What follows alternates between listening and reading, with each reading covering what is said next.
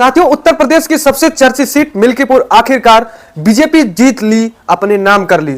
और वही इस जीत को ऐतिहासिक जीत माना जा रहा है बीजेपी को, क्योंकि यह मिल्कीपुर समाजवादी का गढ़ माना जाता था और कहा जाता था कि यहां जो है अवधेश प्रसाद ही जीतेंगे, बीजेपी का यहां नामो निशान नहीं है। और जो वोट देखा जा रहा है, वोट का मार्जिन देखा जा रहा है समाजवादी और बीजेपी में, वह बहुत बड़ा अंतर देखने को मिल रहा है। क्या यहां पर समाजवादी का हार परिवारवाद के वजह से हुआ है, या फिर ईवीएम के वजह से हुआ है, या फिर हार का कोई और वजह है? चलिए हम बताते हैं। दोस्तों नमस्कार, आप देख रहे हैं केएन न्यूज, मैं हूं ब्रिजेश गुप्ता। साथियों, जिस मिल्कीपुर की चर्चा आज देश विदेश में होती थी, आज ना कहे कल तक जिसकी होती थी, आज वही चर्चा और तेज हो गई है, क्योंकि बीजेपी का एक ऐतिहासिक जीत इस मिल्कीपुर में हुआ है और बीजेपी के प्रत्याशी चंद्रभान पासवान जी का जो कि यहां से जीत हुई है। साथियों, मिल्कीपुर की ऐसी ऐसी जगह, ऐसी ऐसी बूथ जहां पर कहा जाता था कि यहां से समाजवादी पूरी तरह से जीतेगी, बीजेपी का यहां से खाता नहीं खुलेगा, उस बूथ से जो है बीजेपी ने अच्छा प्रदर्शन कर लिया है। क्या इसके पीछे का वजह परिवारवाद है, या फिर जो है ईवीएम की गड़बड़ी जो विपक्ष उठाता है, अखिलेश यादव उठाते हैं? अभी 2 दिन पहले ही उन्होंने चुनाव आयोग को टारगेट करके कफन तक लहरा दिया था संसद के बाहर। क्या ईवीएम गड़बड़ के वजह से समाजवादी वहां से हारी है, या फिर परिवारवाद के वजह से?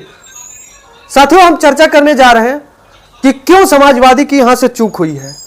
हम वहां ग्राउंड पे रिपोर्टिंग किए हैं, वहां का हाल जाना है हमने।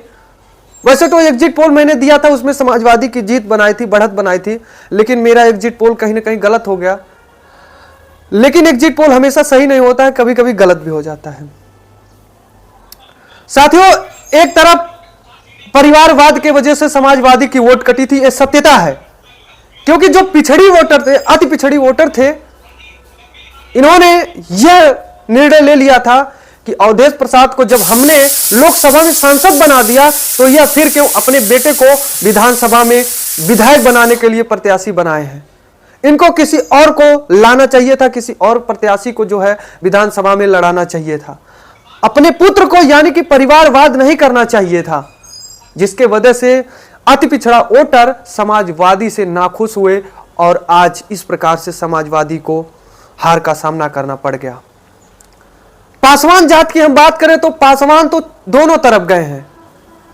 यह चंद्रभान पासवान के तरफ भी गए हैं, बीजेपी समाजवादी के तरफ भी गए हैं, यानी कि अजीत प्रसाद की तरफ भी गए हैं। यादव वोटर तो 100% मैं कह सकता हूं दावे के साथ कि समाजवादी की तरफ गए हैं।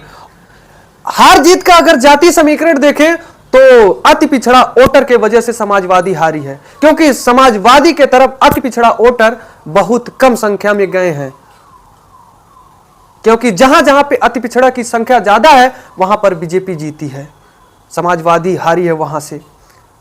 यहां तक कि अपनी बूथ, जहां से अजीत का बूथ कहा जाता है, उनका गढ़ कहा जाता था, वहां से हार गई समाजवादी पार्टी।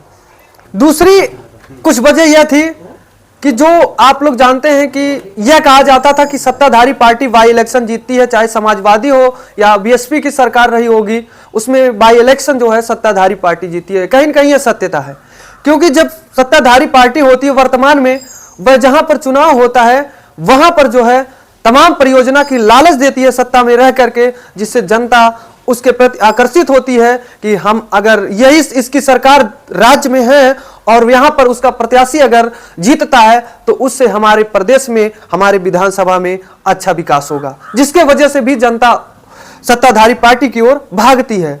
और प्रचार प्रसार की बात करें तो आप लोग जाहिर सी बात है अगर मिल्कीपुर में होंगे तो जानते होंगे कि सत्ताधारी पार्टी की किस तरह से प्रचार प्रसार उस मिल्कीपुर में हुआ होगा और विपक्ष की किस तरह से प्रचार प्रसार हुआ होगा। और एक चीज ये आज नहीं बहुत पहले से है कि जो हारता है, जो प्रत्याशी हारता है, वह जीतने वाले के ऊपर हमेशा उंगली उठाता है कि इसके वजह से जीती है। तो साथियों, यह थी कुछ हमारी आज की एनालिसिस। मिल्कीपुर में समाजवादी पार्टी को इतनी बड़ी हार का क्यों सामना करना पड़ा, ऐतिहासिक हार हुई है मिल्कीपुर में और बीजेपी की ऐतिहासिक जीत हुई है। इस पर आप क्या कहेंगे कमेंट बॉक्स में जरूर बताएं। तो दीजिए ब्रिजेश गुप्ता को इजाजत, मिलते हैं एक नई मुलाकात में नई वीडियो के साथ। धन्यवाद।